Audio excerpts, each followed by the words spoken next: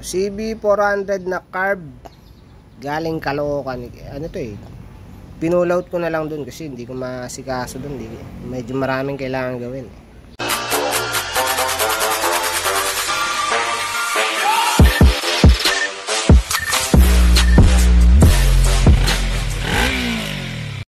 Ito may TPS version S yun. Version S yung motor dun. Hindi ako napag-video dun. Ganda ng shop ng may-ari, putik. Yung shop ng may-ari, magawa siya ng mga ano eh. Mag-isa lang siya, no? Mag-isa lang din. Magawa siya ng puro mga R1 na mga FI, mga bago na. So ito, kaya hindi ko siya nagawa dun. Kailangan ko i-pull out. Kasi una-una ito, sira. Gilik dyan. Tigas ah. Tapos may mga issue na ito, yung hose nito tupi yung dalawa dito eh, naipit siya eh, kaya kailangan palitan ng mas maayos na hose. Kakalinis lang daw nito, nalinisan naman na, kaso hindi nila hindi niya matono kasi nga medyo hindi siya familiar sa mga carb o hindi expertise niya yung carb, puro EPA yung ginagawa ni sir. Pero po siya magaling, mahusay, tsaka maganda yung shop niya. Nakapanlaway yung shop niya, linis eh. Bale, darating din tayo dun, pucha. Kaya tatanggal ko na yung mga pyesa eh. Yung carb kit galing daw kay LTC. Natanong niya kung ubra daw yun. Ubra naman yun. Kailangan na talaga may setup na maayos yung carb. Tapos ano ba? Ano nag-iisip mo ito? Ayun, charging pa pala yun. Kailangan sikasuhin yung charging nun. Bale, trying ko lang muna tong carb. Pag natapos to, babalik ako do, sasaksak ko to, ayusin yung charging tsaka yung susian, papalisin ng ignition switch tsaka gas cap yata, tsaka ped cap. Oo nga pala, meron din R1 dun na kagaya sa akin yung carb type. Problema nun, dito may tono, tapos yung needle pa pitik-pitik yun na yung needle. Sabi ko may issue na CDI nun kasi galing dun yun eh, galing sa CDI yun eh. Ibig sabihin may binibigay na signal yung CDI na may error siya, na detect. Ayun, usually galing TPS yun o kaya kung ano nadedetect niya error. Maandar naman kaso hindi nga may tono, yun nga kasi may issue sa carb. Bale, gagawin ko dun, sasaksa ako ng ibang carb, ibang CDI kagaya sa akin para mapakita rin yung difference ng bagong CDI doon sa luma nila.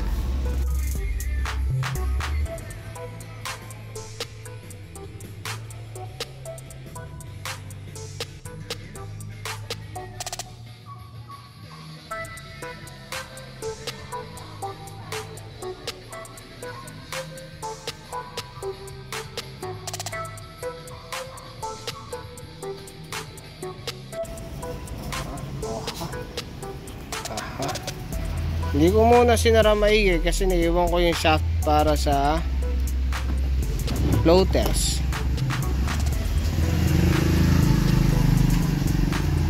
Binrush cleaning ko yung ginamita ko ng chemical yung throttle body para pumuti kasi nalinisan naman siya pero hindi siya pumuti, para pumuti lang yung aluminum. Pinatawag mga stainless, syempre ito wala na eh, hindi na kayang umitim pa eh kahit malinis na. Ayan, binrush ko na ng ito yung ginawa ko, tanso na bago yung mga o-rings niyan. Itong mga to palitan ko na rin mga fuel screw. Tingnan natin yung loob, pakita ko lang yung loob, isa lang kasi kakalasin ko lahat, trabaho na naman. Hindi ko na videoan kanina, busy ako. Yan, bagong gasket, Tapos yung floaters, nilagyan ko ng stopper. Ngayon, problema ko yung shaft na iwan ko dun eh. Yung float valve, iniwan ko na rin dun. Tsaka yung pilot jet. Bali, pinalitan ko na lang to. Pilot tsaka float valve. Tapos yung gasket. Iniwan ko rin din yung gasket. Kunin ko na lang yun. Kunin ko na lang yung mga naiwan dun. Pwede nang dalhin dun, hanep. Tsaka rectifier pala, dadala ko rectifier.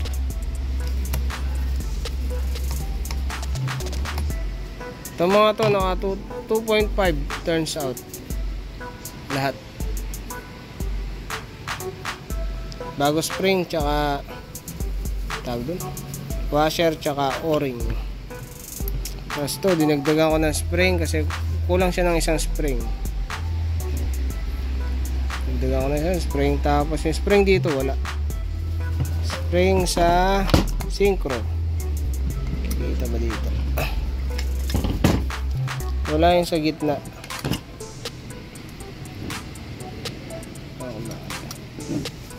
Yan, palitan ko na lang. Yan. Dalawa lang yung meron eh. Nung kinalas ko, wala eh. Wala yung isa eh. Wala yung sa gitna. Ayun.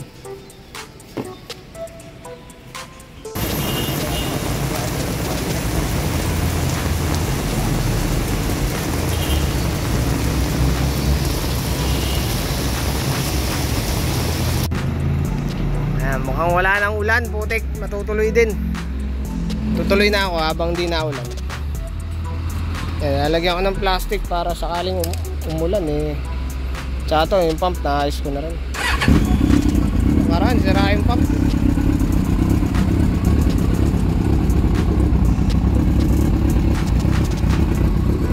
Ganda panahon. Ito na nga, dito na ako sa Espanya.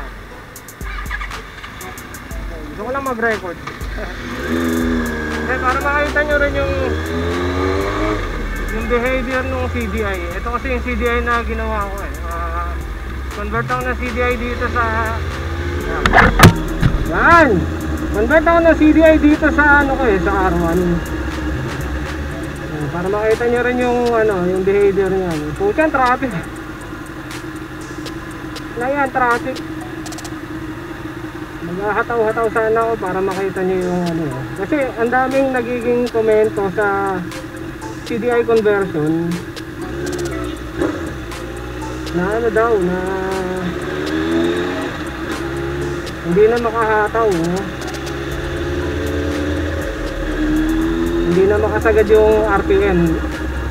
Ito kasi yung sa tachometer naman kasi hindi talaga siya aangat ng mataas kasi magkaiba yung triggering ng ng CDI. Yung original CDI positive trigger siya.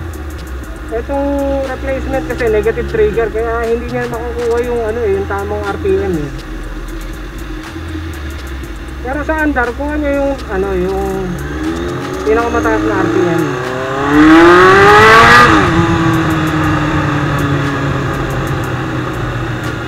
Yung ganon.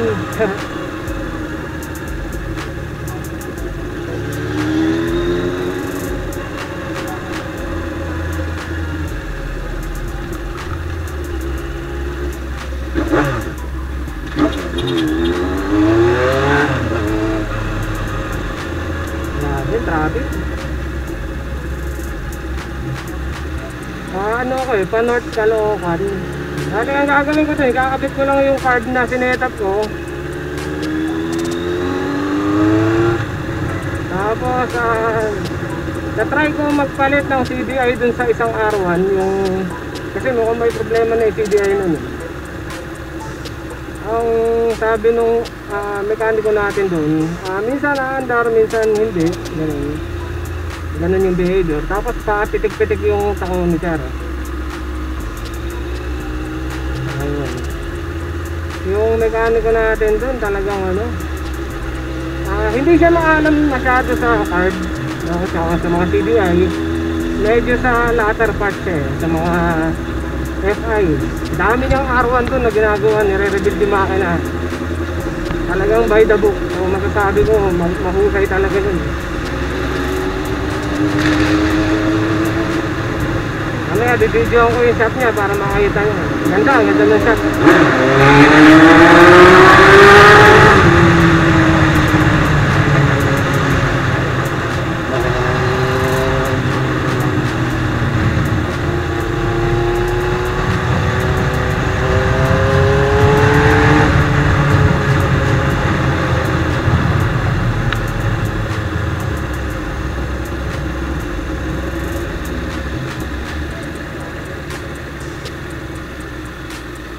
Grabe traffic. Sa Commonwealth ako eh. Sa Commonwealth, ang takbuhan yata doon 60 lang. May nanghuhuli yata doon. Mukhang yari itong R1 ko doon eh.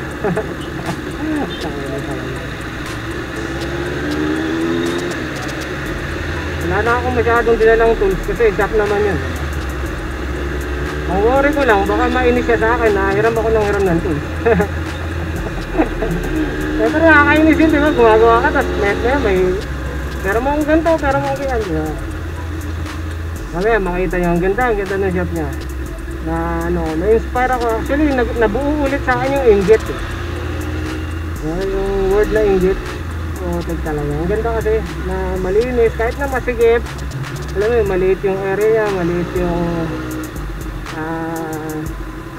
actually yung entry lang naman yung maliit, pero yung area niya malaki kasi ano siya, parang compound ng mga apartment yun, sa kanila kasi yun.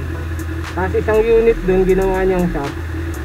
Karamihan sa mga units na pinaupahan nila, tinambakan niya na lang ng motor kasi sobrang dami niyang tanggap. Parang ako din, dami kong tanggap eh. Hindi nga, kahit tanggihan mo na eh, ganun talaga, no? Ganun yata talaga pagka pinagkakatiwalaan ka ng tao, di ba? Kasi yung mga ginagawa niya ngayon, mga ano yun, mga sumabog yung makina, mga pinanggalingan din sa ibang shop, ganyan. Base sa kwento niya, mga nire-flash daw yun. So, ibig sabihin, galing sa ibang shop, di ba? Kasi nagsabugan yung mga makina. Pasalamat pa rin siya sa ibang shop, di ba? Ganun din naman ako eh, papasalamat ako sa ibang shop kasi dahil dun sa mga yun, nagkakaroon ako ng trabaho. Diba, ganun lang naman. Kasi imagine mo kung walang ganun, diba? Yung lahat sobrang galing, baka ano, kakaunti lang yung magpapagawa sa'yo. Kung sino lang yung malapit, yung lang papagawa sa'yo, diba? Alis na yan. Ay, manalobat na yata yung camera ko kaya hindi na ako masyado magsasalita. Kaya ko na lang siya mamatay, no? Tapos mag-video ako dun mismo sa ano niya, sa area niya, sa shop niya, tsaka sa mga tambakan niya ng motor. Maganda, grabe, maganda talaga.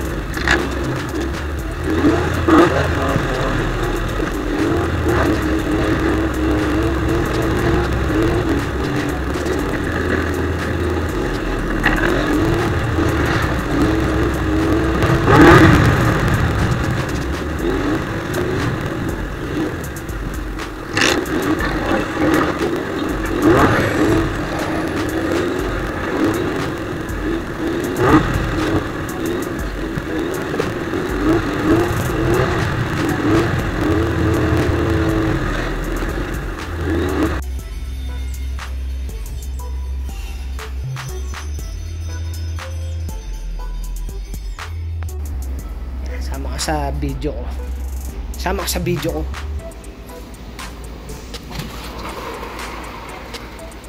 Hey, ayun yung gagawin ko.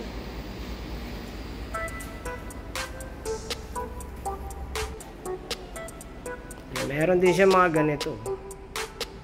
Mga ganyan. Pwede ko naman lapitan. Ano? Mamaya na, sir. Oo. Sama ka. siya yung siya may-ari dito, tsaka siya gumagawa dito. Solo flight din.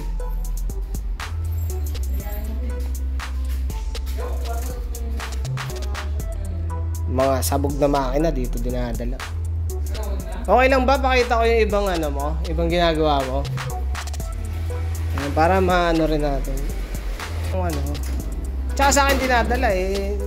Hindi man ako mahusay. Ay, ngauna na ako ah.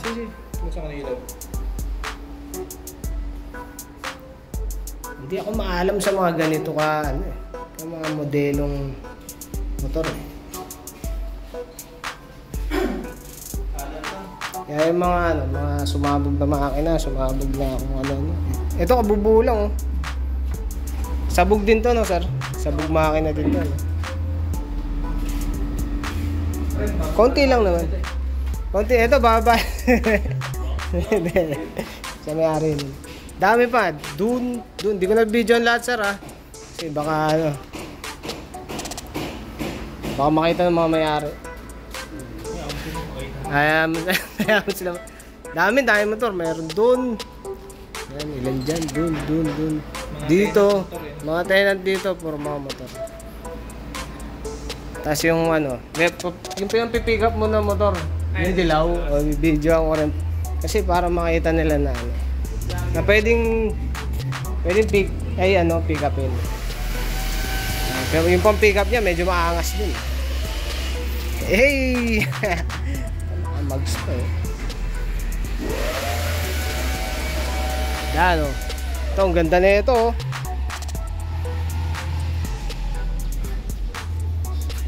Dito yan sa may ano, North Caloocan, West Champaka. Madali lang naman matuntun. Tapos safe na safe yung mga motor nyo dito. Kasi para silang tenant, nandiyan sila sa loob ng mga ano, sa loob ng mga pinto niya. Kada bukas mo puro big bike eh. Dami pa dito. Ito yung pinaka-shot mo. Ganda. Game na. Haba na ito. Pakita ko lang yung ano niya. Pinakabit na spark plug. Tsaka ipapalit na bago. Mas masikip yan. 16. Naka ano ito eh, naka 2.5. Tapos ito problema ko. Tatap ko na lang yung susiyan.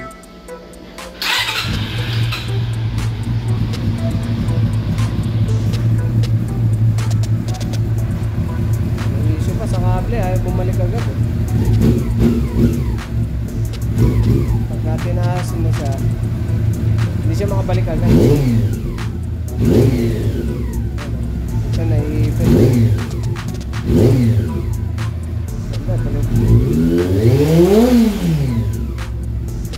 Sunod lang to, 2.5 turns out. Tapos ano, Magic Jets, mahusay talaga. Oh, Magic Jets yan. Tapos na kami dyan. Ito mamaya, set up ko na tong R1. Para pagdating mo, pero road test yung isang R1. Huwag kakalat, sir ah. Huwag kakalat. Doon na paanda rin sa labas eh. Kasi maingay. Lakas eh. Ito nga pala yung charging. Ito, duda ako talaga dito. Nilagay ko lang muna. Nakahina nga eh, walang sakit. Kunin ko lang yung output ng charging. Ng rectifier.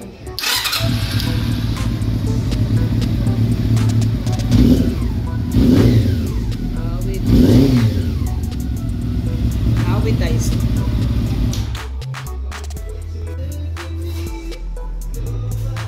Wala kaming bagong rectifier, kaya lipat ulit. Dito naman ako sa R1. Buti. So ito yung naging issue ng R1 eh.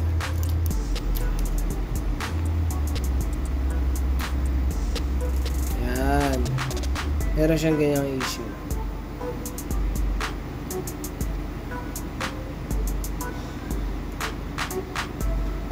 Eight.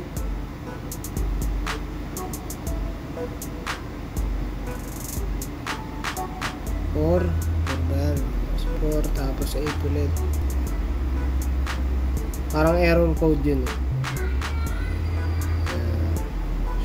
Problema na kasi yan. Maandar naman siya. Minsan naandar, minsan hindi. Yun yung issue niya. Diba niya, maandar.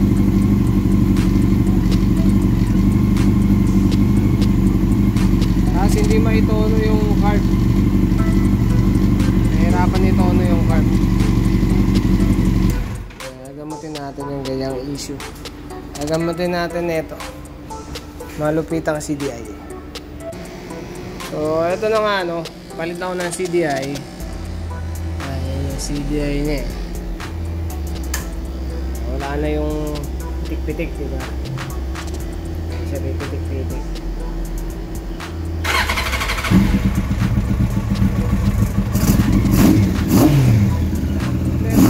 Problema mo naman ngayon dyan. Kailangan mo na siya ito, no? Kasi ano na eh, maayos na yung CDM eh. Kailangan mo na itono yung guard. Tapos kailangan mo na yung airbox. Ayun, goodies na yung CDI. Pero sa akin to eh. Yung dala ko hindi gumana po. Siraan na yung dala ko. Kinuha ko sa motor ko to. Putik.